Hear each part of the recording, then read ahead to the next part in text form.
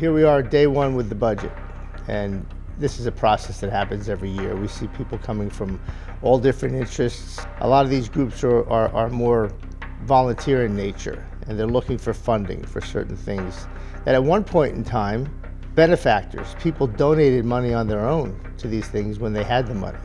But now, with the way things are structured in New Jersey, we tax them to the point where no one can voluntarily give their money up for good causes. So one of the things that's gone off the rails a little bit in New Jersey is we now tax more, we take money away from people, and then volunteer groups and certain groups that benefit other individuals don't get the money they used to get from donors. They have to rely on taxes in the state, and we keep adding, it adds more burden to everyday taxpayers as well. We have to keep in mind that this budget proposes to add an additional $1.2 billion in spending above last year's budget.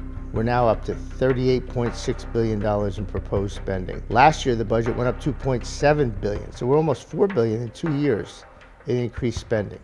Taxes this year alone are going to go up $560 million. This is never ending. We're not really digging deep enough into the process and into what government's doing to really find cuts that are necessary to stabilize the constant hunger to collect more taxes and give people a break and let New Jerseyans recover from this overtaxation they've suffered for many decades now.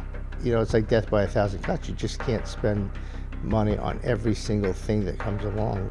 Taxing success is fundamentally un-American, because what happens is you take money away from people who create the jobs, and then you create this effect of having extra money and finding ways of spending, a growing government, which creates a spiraling effect.